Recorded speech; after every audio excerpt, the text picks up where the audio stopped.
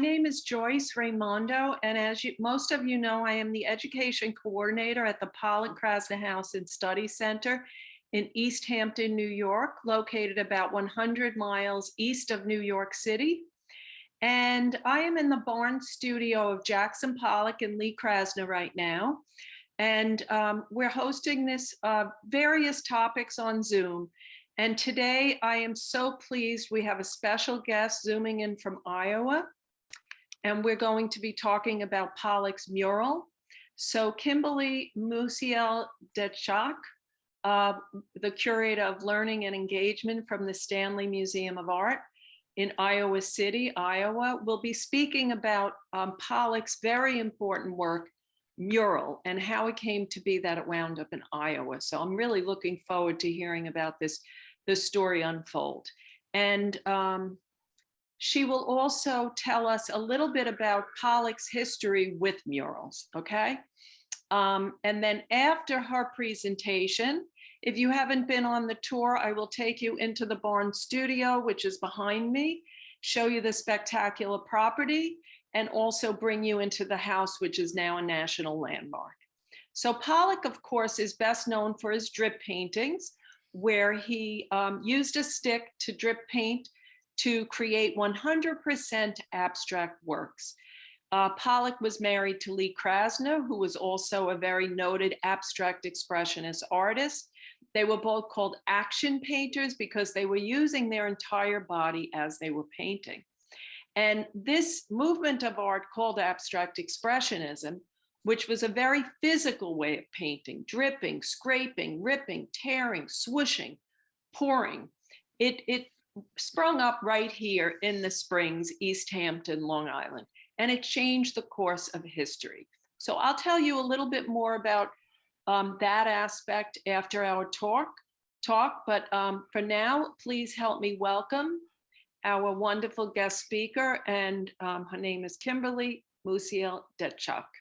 And I'm so sorry if I pronounce that wrong, please correct me. Oh, okay, it's a tough one. Hi, everybody. Thank you so much for having me today. I'm going to share my screen. I've got a PowerPoint with some images on here. I've got a short clip of Pollock talking about his work a little bit later. All right, can everybody see the PowerPoint all right?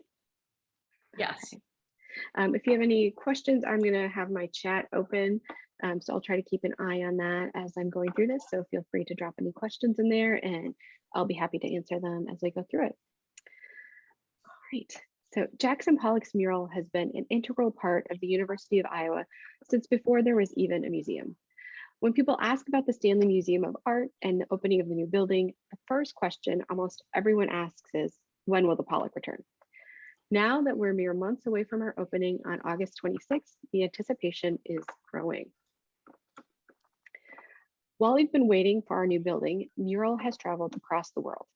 From its escape from the 2008 flood that filled the old museum, to its conservation at the Getty Conservation Institute and exhibition at the J. Paul Getty Museum, to stops across Europe and the United States, it has been at the fore of our supporters' minds. During this presentation, I'll discuss aspects of Pollock's training that made their way into Mural, how Peggy Guggenheim came to commission Mural from Pollock, debunk some popular myths about the painting and its creation, and conclude with how Mural's legacy continues to shape the Stanley. Pollock studied with Thomas Hart Benton and worked in Mexican muralist David Alfaro Siqueiros' experimental workshop located in Union Square. Both artists, though very different, proved instrumental to Pollock's approach to mural. Pollock studied with Benton at the Art Students League in New York, joining his studio in 1930 and remaining there until Benton moved to Missouri in 1935. He had a close relationship with his mentor. A frequent dinner guest, Pollock spent time with Benton in both the studio and at his home. Pollock also modeled for Benton. We see him here in the lower left of the Ballad of the Jealous Lover of Lone Green Valley, playing a mouth harp. Though his face is partially obscured by his instrument, you'll notice the missing tip of the musician's right index finger. So that's very clear right there. And so that's sort of our little clue to that this is definitely Pollock. The subject of the painting came from a Stanley Brothers song. Part of the lyrics go, Down on her knees before him, she humbly begged for life, but into her snowy bosom he plunged the fatal knife. "O Edward, I forgive you, although this be my last breath, for I never have deceived you." Then she closed her eyes in death. This painting is typical of Benton's oeuvre in its focus on the American experience. He was particularly fond of the heroic and tragic moments that tapped into a universal human experience. Benton also examined and celebrated his country and its inhabitants in America Today from 1930. Here we see a coal miner in the foreground with other segments of the coal industry behind him. In both of these examples, we see curvilinear lines and bold colors that appear at regular points across the paintings. We also find figures that embody American life, culture, and mythology. As Pollock formed his own artistic identity, a similar sense of rhythm and an interest in archetypes played a key role in his work. A strong sense of rhythm produced by curved brushstrokes and repeated punctuations of bold color form the essence of mural. Just as Benton held an interest in his American identity and stories in his paintings, so too did David Alfaro Siqueiros express an interest in his Mexican heritage in his artwork. But in contrast to Benton's isolationist focus, Siqueiros considered the implications of international events in his art. He summarized his position at the first session of the American Artists Congress in 1936. In a speech titled "The Mexican Experience in Art," he claimed that contemporary art needed to find new techniques and approaches to remain relevant. One could not combat fascism abroad or at home by using the same staid methods as Renaissance painters. 14 years after Siqueiros' presentation, Pollock discussed modern artists and art in similar terms during an interview recorded for radio. Here is a short excerpt of it. Pollock's own voice. Modern art to me is nothing more than the expression of contemporary aims of the age that we're living in. The thing that interests me is that today painters do not have to go to a subject matter outside of themselves. Most modern painters work from a different source. They work from within. My feeling is that new needs need new techniques, and the modern artist has found new ways and new means of making his statement. It seems to me that the modern painter cannot express this age, the airplane, the atom bomb, the radio, in the old forms of the Renaissance or of any other past culture. Each age finds its own technique. I approach painting in the same sense that one approaches drawing. That is, it's direct. I don't work from drawings. That is, I don't make color sketches into a final painting. Painting, I think today, the more immediate, the more direct, the greater the possibilities of making a statement. The modern artist is living in a mechanical age, and we have mechanical means of representing objects in nature, such as the camera and the photograph. The modern artist, it seems to me, is working and expressing an inner world. In other words, expressing the energy, the motion, and other inner forces. I think it should be enjoyed just as music is enjoyed. After a while, you may like it or may not, but it doesn't seem to be too serious. I think at least give it a chance.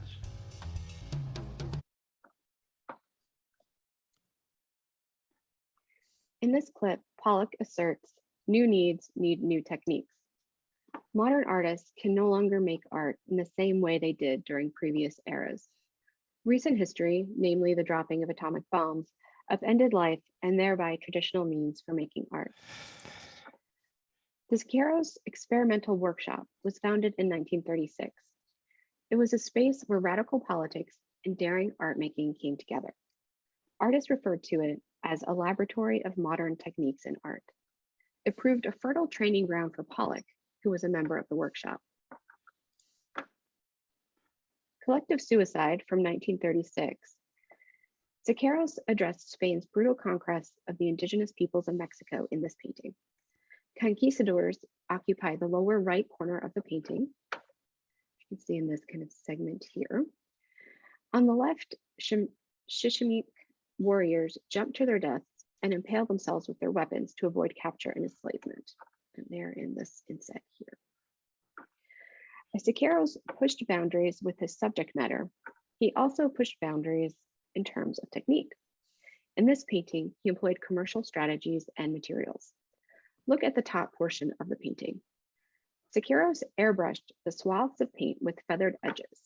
You can see those in the red and the blues and the whites at the top. He also sent soldiers at the bottom portion of the work to get crisp outlines, stark contrasts, and regular forms. Furthermore, he used auto body paint in this center section to create the ominous pools. This paint dried quickly, allowing Siqueiros and his studio assistants to apply many layers in rapid succession. The application process varied, as a former workshop member recounted. We poured it, dripped it, splattered it, and hurled it at the picture surface. This energetic application of commercial materials found its way into Pollock's most memorable works, including Mural. Pollock's participation in Benton's studio and Siqueiros' workshop meant he had no shortage of opportunities to view and work on murals. Indeed, he had many chances outside of the studio as well. While in California, he saw murals by Diego Rivera in San Francisco, as well as Rivera's destroyed Man at the Crossroads at Rockefeller Center, and Jose Clemente Orozco's mural at Pomona College. Moreover, Pollock and many of his peers painted murals as part of the Works Progress Administration's Federal Art Project. The WPA and FAP were part of Franklin D. Roosevelt's vision to put more Americans to work during the Depression. The Federal Art Project supported artists' creative practices, from public murals to research, service, and education initiatives. Pollock participated in the program from 1935 until January 1943, when the Federal Art Project ended, at which point Pollock and many of his peers found themselves looking for work. He found a custodial job at the Museum of Non-Objective Painting, now the Solomon R. Guggenheim Museum. Solomon was not the only Guggenheim with an interest in art. His niece Peggy owned the Art of the Century Gallery on West 57th Street. It opened on October 20th, 1942, and remained open until 1947, when she returned to Europe. Pollock's reputation as an artist brought him to the attention of Peggy Guggenheim's assistant, Howard Putzel, who introduced the two.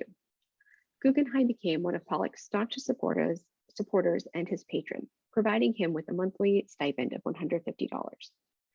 She hosted his first solo exhibition at her gallery in 1943. Mural was the first work she commissioned from Pollock. It remained in her townhouse until 1951, when she gave it to the University of Iowa. From the moment of its unveiling in Peggy Guggenheim's townhome entryway, Pollock's mural has been surrounded by a particular aura that lent itself to exaggeration and myth-making. Likely due to the outsized reputation of Pollock, who already in 1943 was gaining notoriety among up-and-coming artists in New York City, the massive undertaking of the project, made even more monumental when viewed in situ, Mural has long inspired rumors. One of the most impressive rumors that speaks to Pollock's reputation as a tortured genius is the myth that he completed Mural in just one night. The story goes that Pollock stared at the blank canvas for months until at last he sprung up and quickly began to paint with a singular vision. With the deadline bearing down on him, inspiration struck the day before the commission was due. In the zone, he worked like a man possessed to complete the enormous canvas in one night. Here I invite you to look closely at Mural. In this detail, what do you see? And you could put comments in the chat if you'd like. If you'd rather just kind of think about these questions that I asked, feel free to do that as well. So what do you see here? Do the colors appear pure, vibrant, and distinct, or do they look muddled? How would you describe the brushstrokes? What do you think Pollock painted first? What came next? What does the visual evidence suggest to you about how Pollock painted Mural? Does it seem like he could have painted it all at one go? Or do you think this was something that came up over a number of days or weeks or months? So Claudia mentions the swirling lines. So yeah, we see lots of swirling lines, and we see those in different colors. So the black stands out, but we also see teal and darker blue, yellows, Yeah, Krista notes that the black brushstrokes seem to come first. Those seem to be underlying a lot of the brighter colors that we see on top. Suzanne thinks that this could have been done over several days rather than in just that one night. Bernice notices figures in this. So that's something that we see in writing about Mural. Some people suggest that there are people walking or dancing across it. Pollock has a really colorful quote about all of the animals from the American West stampeding across the canvas. Scott notes the number of layers, and Krista also notes that oil paint takes a long time to dry. So she thinks it would at least take a few weeks. And that's a great point, that we're not seeing a lot of really muddied colors, which is what we would expect to see in oil paint if we kept layering colors on rapidly, one after the other, especially in areas where we see lots of colors laid down. So in this portion, kind of in the upper middle, we see distinctly black, yellow, pink, darker blue, teal. And we don't see a mixing. We don't see it going into that weird kind of like greenish, browny gray that happens as you're mixing lots of colors together. We might see little areas of that where some of that muddledness might start to happen, perhaps a little bit here with the teal and some of the pink coming together. But this is mostly very distinct colors and layers. And so Joan asks, is the white part canvas or paint? That's a great question. In some of these abstract paintings that we see from mid-century, artists would work on unprimed canvas, meaning that they were working directly on the fabric. In this example, we know that Pollock did actually prime it. So we're not seeing just the plain canvas in this detail as we're looking at. Roy says, I want to believe the one night myth, but yeah, it's such a great story, right? That he would be sitting with this, and anybody who's had a deadline looming over them, whether it was when you're in school and like having to study for a final or write a final paper or a larger project for home or work, like thinking that you'll be saved in the final hour, that inspiration will strike and something amazing will come out from it. That makes a really fantastic story, right? And if you've seen the Pollock movie, of course, this is part of it, that all of a sudden this comes together, and Ed Harris is painting this full-bodied, energetic expression that comes out and lands on the canvas. Krista notes that he used different kinds and thicknesses of brushes, and that's something that we can see here a little bit in the thicknesses, the widths of the brush strokes and the different colors. And Tony, you mentioned Pollock. Didn't Pollock use house paint, which would dry faster than artist oil paints? And we're going to get into that in just a couple of minutes. All right, so thank you so much for participating in this chat and dropping your thoughts.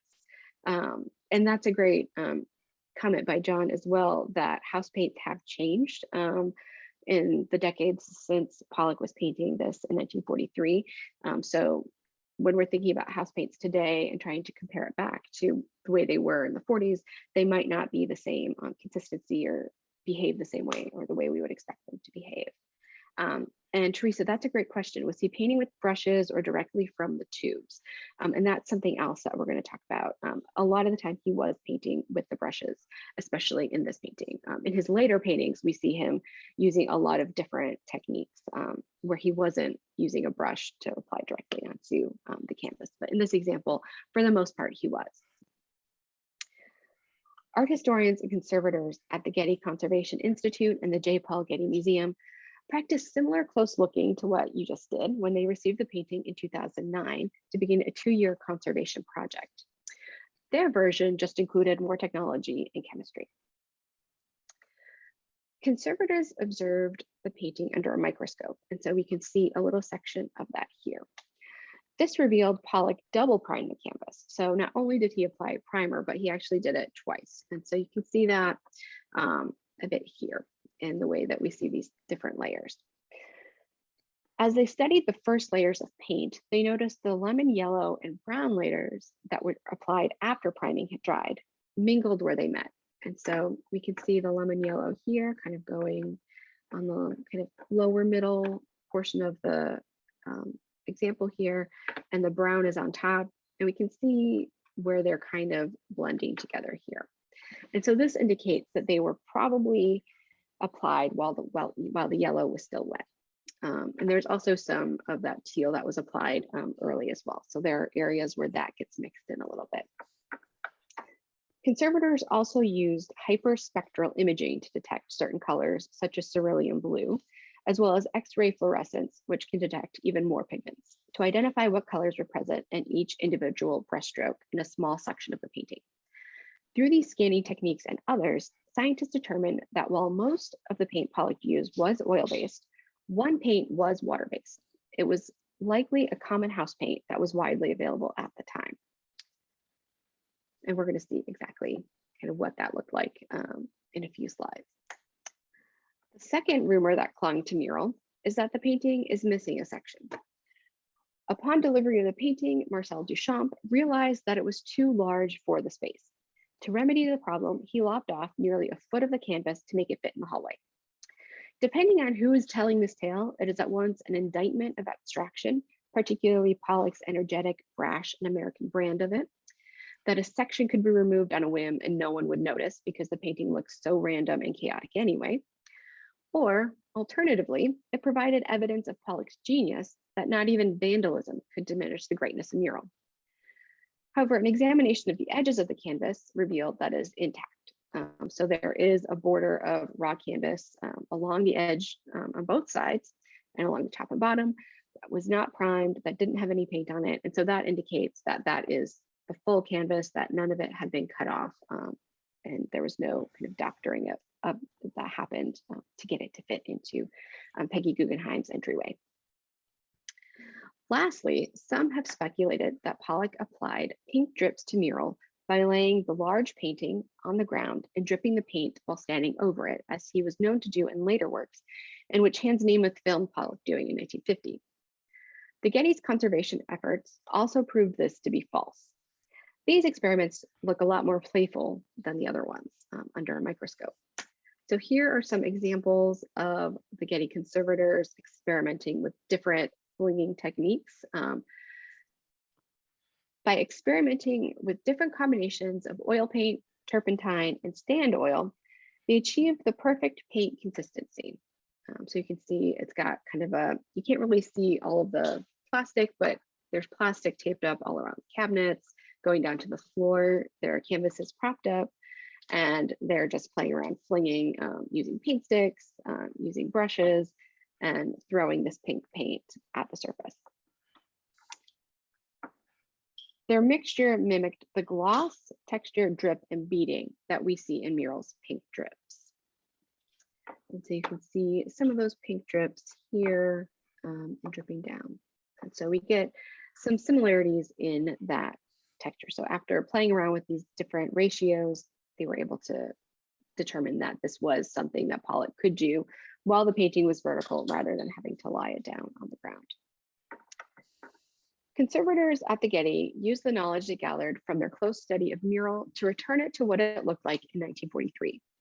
They removed the varnish applied in 1973 that had yellowed the canvas. They secured the canvas and stabilized the painting. The painting had started to sag from the weight of the canvas from the very beginning of its life. Additionally, some of the tacking edges, which is how the canvas was attached to the stretchers, the wooden stretchers around the edges of it, those were visible in front of the painting, so viewers could see part of the canvas that were originally not visible when the painting was completed. To address these issues, conservators built a stretcher that echoed the original painted surface. Their efforts revitalized the painting and made it possible for future generations to enjoy the work at the Stanley Museum of Art. This brings us to a question that we at the Stanley receive regularly. Why did Peggy Guggenheim give Mural to the University of Iowa, which didn't even have an art museum at the time? The answer is found in the university's forward-thinking administrators. Carl E. Seashore, graduate dean at the University of Iowa from 1908 to 1936, viewed art as integral to teaching and research. Together with Walter A. Jessup, university president from 1916 to 1934, and former dean of the College of Education, Seashore looked to art to generate cross-disciplinary creativity. In particular, Jessup and Seashore saw the advantages of arts education to future teachers who made up a large portion of the university students at the time. They put the reliefs into practice in two key ways. First, they started to allow students to submit creative works as their thesis projects for master's degrees in 1922, becoming the first university to do so. Second, they undertook massive building projects during the Depression to develop the arts campus, which included the theater arts building and fine arts. In these programs, students not only practiced techniques to become more skillful actors, set designers, painters, sculptors, and ceramic artists, but they also studied the history, science, and philosophy behind what they did. This inclusive liberal arts education became known as the Iowa Idea, and it became a model for universities across the country. Within this climate, Lester D. Longman, director of the Department of Art, extolled his vision that art had the power to change the world. The university indicated its support of this grand idea by hosting art fairs on campus and purchasing contemporary art, even though it did not yet have a museum in which to display them. These purchases hung in the student union, known as the Iowa Memorial Union, and in the arts building. For example, Iowa purchased Max Beckman's triptych Carnival during one art fair in 1943. Beckman completed it while in exile in Amsterdam that same year before he came to the United States. Given Iowa's commitment to art, particularly contemporary art, is it any wonder that Peggy Guggenheim identified the university as a potential home for a mural? Due to its size and its condition, Mural did not travel frequently before 2008. But since its conservation, it has traveled throughout the world. And here's a list of all of its stops, from Los Angeles to different locations in Iowa, Venice, Germany, Spain, England, Kansas City, Washington, D.C., Boston, South Carolina, and most recently, New York at the Solomon R. Guggenheim Museum. Over 1 million people have had the opportunity to experience the painting. The Stanley Museum is excited to welcome Mural back to Iowa City this summer and exhibit it in our new building, which opens on August 26th. When visitors first enter the museum, they will see a large, brightly colored mural filled with geometric shapes. The mural is the first in a new public art program called Threshold that the Stanley launched in April when Odile Donald Odita and his team painted Surrounding, which you see here. When discussing the work with Stanley's staff, Odita mentioned that after seeing Pollock's mural in black and white reproductions, he was surprised to see the complexity and depth of color in the painting when he finally saw the painting reproduced in color. When reduced to black and white, Mural appears unbalanced and intense. However, Pollock's use of saturated colors doesn't translate into the grayscale. So once we kind of flip it and show both, we see that the colors really give it a balance and cohesion that kind of softens the really dark black lines that are kind of almost oppressive in the black and white reproductions. Odita explained, after he saw Pollock's mural in color, he said, "I understood how he was using color in opposition to the drawing, the intensity of the yellows and the whites to complement the structure of the drawing, and made complete sense as to the balance. It was just really impressive." Odita played off of these elements in his own composition. A thick white vertical line divides the wall in two. Elongated angular shapes burst forth. They intersect and overlap. At different times, colors seem to thrust forward and recede. And we see some of those same things happening in Pollock's mural, especially when you're standing in front of it in kind of a smaller space like Peggy Guggenheim's entryway was. It really envelops you and it feels complex. It creates this opening of space that it feels like you are kind of part of. It feels incredibly expansive. As the Stanley looks forward to Pollock's mural and future murals in the Threshold project, we look forward to seeing how that shapes our visitors' experiences in our new building. So we look forward to welcoming you to our new home to see Mural for yourself soon. Thank you for having me today. And if you have any questions, I'm happy to answer those in the chat.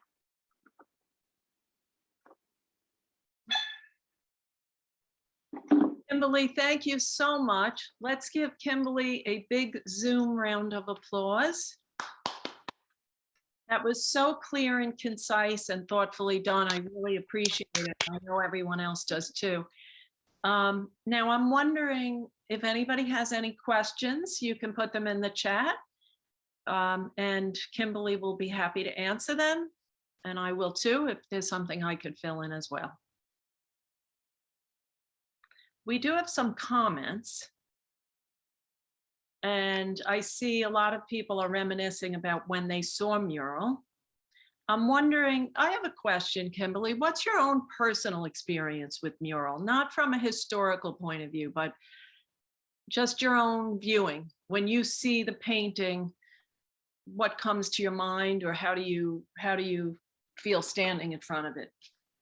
Yeah, that's a good question. So I've been at the Stanley for about 7 years now. And so during that time, it's been traveling. So I happened to encounter it in Boston at the Museum of Fine Arts when I was there for a workshop on conservation, actually. And so when I saw it, it was in a very large gallery. It was kind of a cavernous space. So if anybody saw it in Boston, I can't remember which gallery it was, but it was on this wall, and it was very strangely dwarfed by the space, given that it is such a large painting. So I feel like that was a strange encounter of it. And I don't think it had that same power that it has in different locations. So I'm really excited to see it in our new building.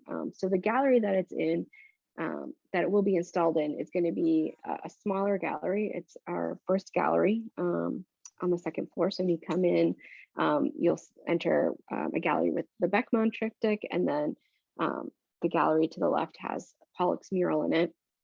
And it's a more intimate space. So I think my experience of it when I see it in our building is going to be very different from seeing it in Boston. So it's not as small and narrow as Peggy Guggenheim's entryway, but it creates a more intimate experience. And so I think that that is going to be much more powerful and allow for more contemplation. So I've seen photos of the old building, and some people in the comments have mentioned that they were students at the University of Iowa in the 70s and encountered the painting before it was varnished in different states. And so in the old building, there used to be chairs that were set up in front of it. So you could just sit down and relax. They were super comfy chairs.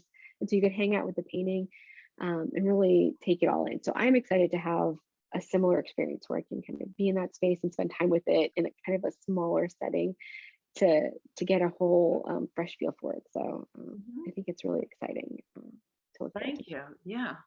And that's a good point. It's not really a mural in the true sense of a mural, in the sense that it travels and it can be seen in various locations.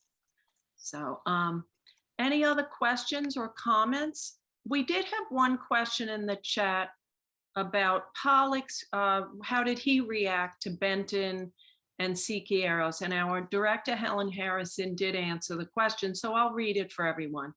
Helen Harrison says, yes, he spoke of his time with both of them. He called Benton a strong personality to react against.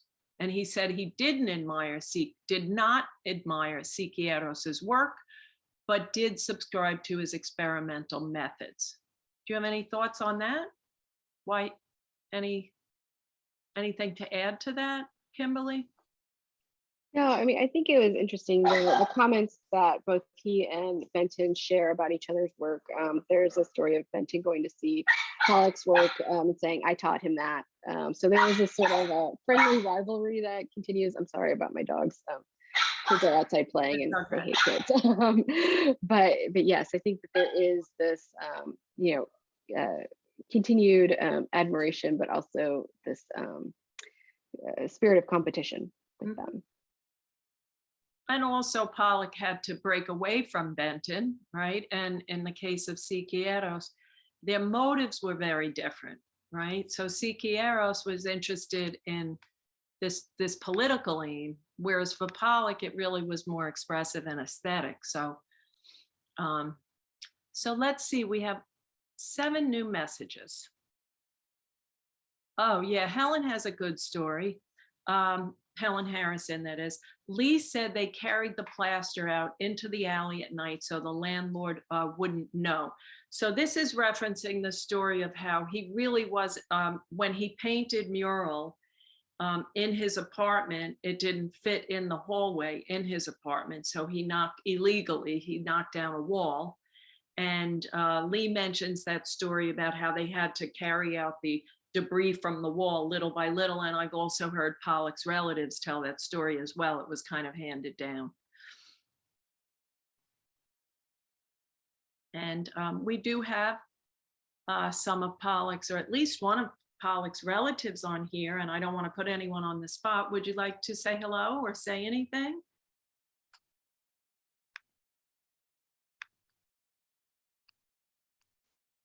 Would anyone else like to discuss any questions, or also if you've seen the mural, how you reacted to it?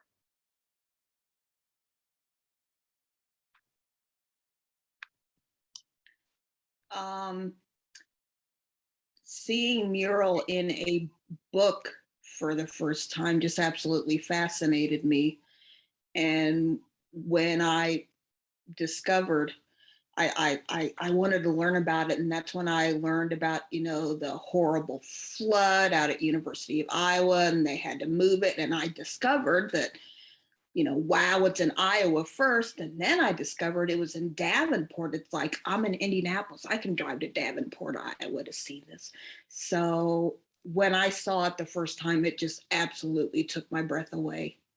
And it's what made me kind of think in the back of my mind, I think I might try to start doing this. And like I said in the comments, I don't remember the space at the Figgy being that. The space at the Figgy, it seemed to take up that entire space. I remember the presence there. It just took my breath away. It just seemed so large. I mean, for the space it was in at the Figgy. And I cannot wait to road trip back out there in September to see it again after all the great restoration work that the Getty did. Thank you, Krista. And I have to piggyback on what the speaker said about seeing it in Boston, because I saw it in Boston, in DC at National Museum, as well as at the Guggenheim. And the gallery that in Boston that it was in, there was another artwork that had fabric draping from the ceiling and so forth, and it really just took away. If you didn't know to look for the Jackson's mural, you may have even missed it. But what an experience it was to see it relatively up close at Guggenheim and at the National Museum of Art. I sat for hours studying it, just looking and looking and looking. It's an amazing piece. I love it. Yeah, I was really surprised when I went to the Guggenheim Museum. I was surprised at how bright the colors were and how playful it was. And it really is a very physical experience when you're in front of the mural. It's very visceral, like, you know, the movement and the little splats of paint and the brush strokes. It really comes alive. It's like you're immersed in it. Now, Absolutely. David says, for a while it was hung in Grant Wood's mural painting class studio. It was also rolled and stored in a janitor's closet for a while before installation in the new museum. In the painting studio, I didn't hear about the janitor's closet. I'm not sure if that's kind of more myth making behind it or if that actually happened. But yeah, it had an interesting history before the museum, but it was always kind of present. It's something that I think is unique, that it was so close to students, that it wasn't separated and isolated away in a space that they had to go and travel to across campus, or you know, it was right in their workspace. It was something that they could look at closely, that they encountered daily. And I think that is, I don't know if that is really happening like that anymore anywhere. Any other questions or thoughts on mural? I mean, a lot of people have said about how powerful the mural is, but I'm wondering if anyone could be a little more specific. Like, in what way? it just seemed, like I said, it seemed to just, the visual of it just seemed to encompass your whole experience, your whole visual experience, your perception, the physical space it was in just seemed like it, no matter where you looked, it was there, kind of thing, in a good way. I thought it was wonderful.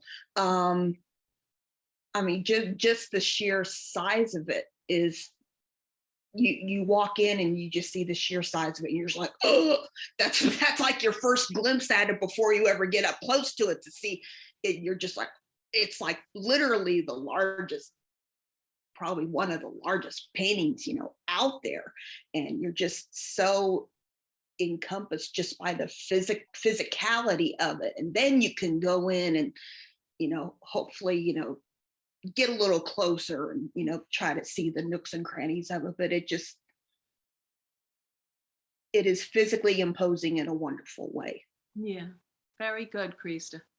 And in fact, Siqueiros, he used to design his murals so that, with the idea in mind that you would be walking past the mural and you would see it in that way, not just from one viewpoint, but he would realize you're walking past it and you're seeing it from different viewpoints because the mural is so large. So he would take that into account into his design.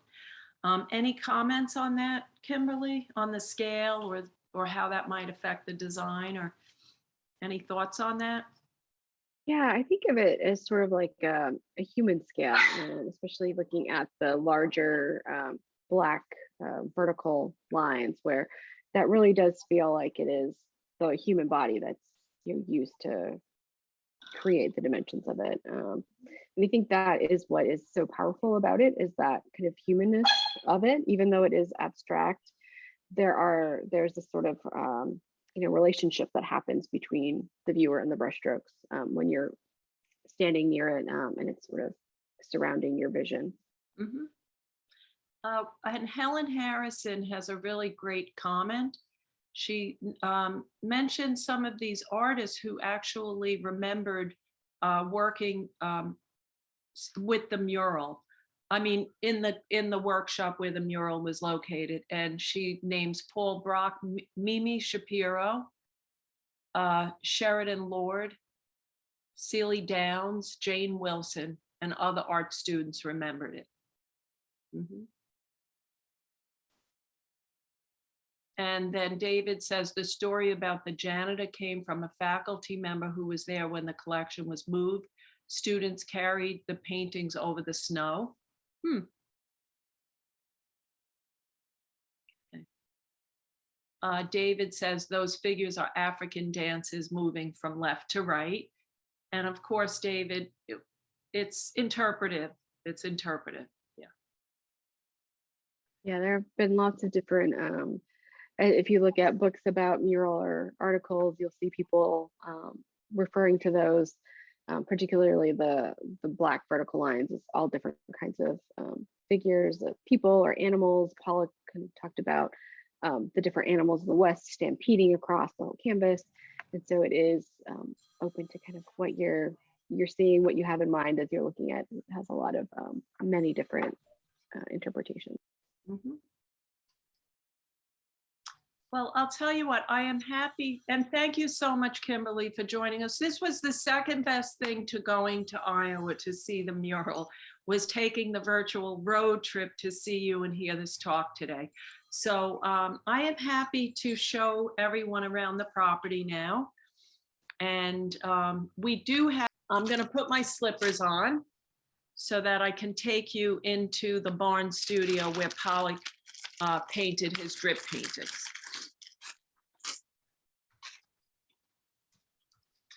And we didn't focus on Lee today, of course, because we were focusing on Pollock's mural, but Lee was also part of the WPA project. And both Pollock and Lee never had their murals realized and installed with the WPA, but both of them did one mural, but they were never actually installed each. but they were never installed into a building. Okay, so let's go into the barn studio. And this, of course, is where Pollock made his iconic drip paintings. And you can see what Kimberly was showing with Pollock's mural, this broad gestural brushstroke, right? And the drips of paint, and the painting becomes very physical. But in mural, it is sort of hinging on that in-between between abstraction and recognizable imagery. And of course, this eventually gives way to pure abstract painting and pure 100% drip painting, where Pollock uses the brush as a stick rather than actually applying the paint by touching the canvas with a brush. And this is his barn studio, which is approximately 24 by 24 feet square. And his largest canvases were about 18 feet long, which is Autumn Rhythm and #1 or 1 rather in MoMA. And so there wasn't a tremendous amount of space left over for Pollock to walk around those paintings. But not all of Pollock's canvases were that large. So he laid the painting on the floor to do his famous drip painting technique. So gravity would pull the paint down, and he worked from all 4 sides of the canvas. He said similar to the Indian sand painters of the West, who he had seen at the Museum of Modern Art doing a demonstration where they were doing sand painting. And they were the sand was dribbling down, and they were working from all 4 sides. Pollock said he wanted to be in the painting. So Kimberly had mentioned Hans Namath photographing Pollock. And this is one of the iconic photos of Pollock. And you can also see a video online, several videos. You could Google Hans Namath Pollock. So here he's doing his famous technique, and he's using house paints. And as Kimberly said, he was inspired by Siqueiros using these non-art materials, right? So here he has house paint, squirting paint from basters, using even the stirrer as a tool. So this is very radical in its own time. Using a brush, like I said, but letting the paint drip off the brush.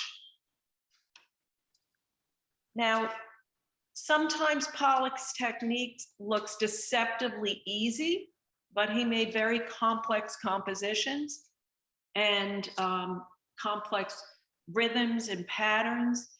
And also what you can't see when you look at a computer, whether it's mural or any of other Pollock paintings or any painting, is the incredible texture.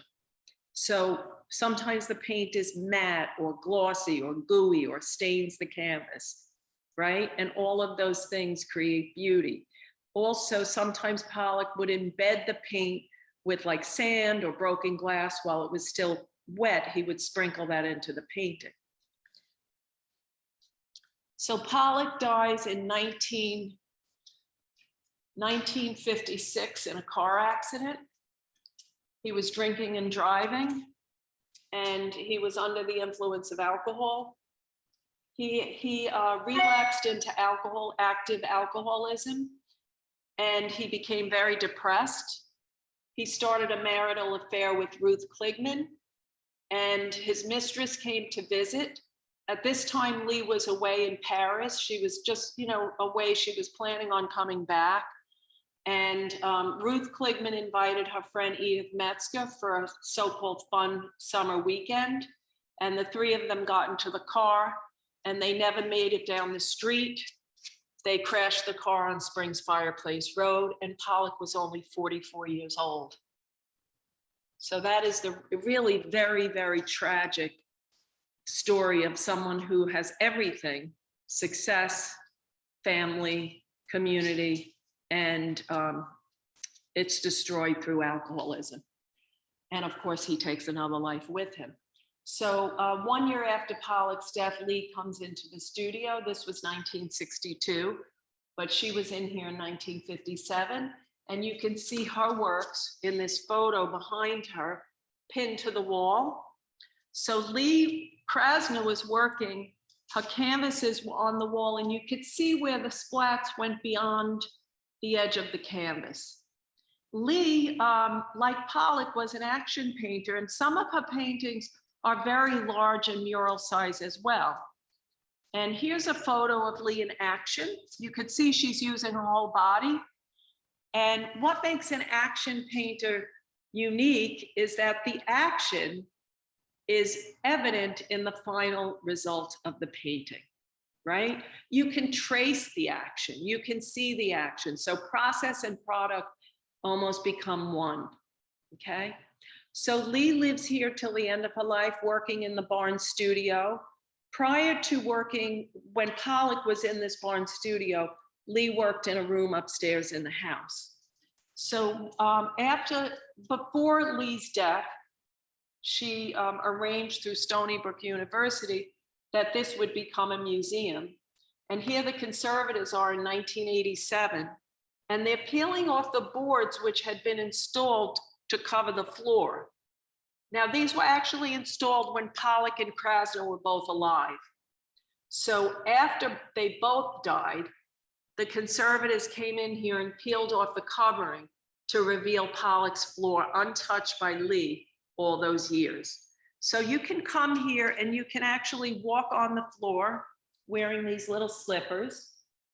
And it's a very intimate feeling coming into the barn studio and really getting a sense of the process as well as the location, which I'm happy to show you right now. Now, while we're doing this end of the tour, does anybody have any questions that came to mind? Or need clarification on anything? Just more of a comment. You and I can like interchange and live vicariously through each other, because like I said, I am driving to Iowa in September to see Mural. And part of the reason I'm always here is because you always go through the barn and the house, and I have no idea when I'm ever going to get to spring. So I know. I appreciate it. I so understand. much. I'll tell you where I really want to go. It's just an aside. My destination, I really want to go to Frank Lloyd Wright's house, Falling Water, but it's a very inconvenient location for me. I'm like, one day I'm going to get there, you know? So anyway, actually, before I go outside, I would like to show you, since we were just talking about Lee a little bit. Where did it go? Oh no, forget it. I'll pull it up later. We'll continue at the end if you want to see. Lee created one complete mural in New York City, which is still there today. It's a mosaic which she created with her nephew, Ronald Stein. So there's that project on the topic of murals, which I'm happy to show you, or you could look it up. Okay, so let's step outside. You know what's fun, if you do come back to our Zoom tours, this property always looks different. So there is the barn, and we're at the height of summer, not the height, but the beginning of summer. Well, actually, we're not in summer. What am I talking about? We're in late spring. So, but the light, as you can see, is just incredible. And that's why so many artists were attracted to this area. And this is a small area in East Hampton called Springs. And they purchased this property in 1946. They came out here in 1945. They purchased approximately 1.5 acres for $5,000.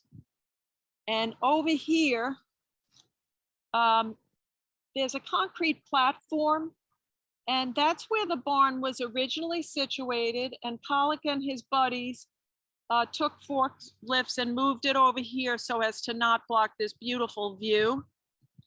Way in the distance back there, that's Accabonac Creek, and that's a body of water, all various inlets, which would eventually lead to the end of Long Island. Today, all that property beyond the platform is a nature preserve, which thanks to Lee Krasner, she donated that. And here is a view of the house, which, can you see that? This was an old farmhouse, and there was no plumbing in the house. So, and there was no central heat. there were only 200 people in the entire area of the Springs. They were fishermen and farmers. So this area really had a true rural character. You might say these artists, in a sense, were somewhat of pioneers coming out from New York City. And here, I think you could see it, here's the outhouse. And we're not going to have time to go on the tour of the house indoors today, but tomorrow. Okay, so I'll read some of the comments. Roy says, Lee seemed to provide the foundation upon which Jackson had the freedom to focus on his art. In a sense, Pollock and his output could be seen as a consequence of her support. Do you think Lee gets credit for all the behind the scenes support that she must have provided? Very good question, Roy. Well, first off, I don't think Lee seemed to provide the foundation. I think she did provide the foundation because Lee managed Pollock's career. And she secured the stipend from Peggy Guggenheim. She negotiated for the down payment on the house. She had to assume a lot of that kind of, not had to, she chose to assume that responsibility. Naturally, if an artist has someone managing the business aspect of their career, it's going to 100% give them, that person, freedom to create, because you're not going to be bogged down by those other responsibilities. And that's what women in that era often did, right? Does she get the credit? That's subjective. I think that she's getting more credit now because women in general are getting more credit for their contributions. And also she's gained more notoriety as an artist in her own right. That she's not the wife of she's not just Mrs. Pollock or the wife of Pollock, okay? I'd like to give a big thank you to Kimberly Datchuk from the Stanley Museum of Art in Iowa for taking the time to present this topic. And I hope everybody has a wonderful evening or day, depending on where you are. And I hope to see you on our other Zoom programs as well. So Thank you. Thank you.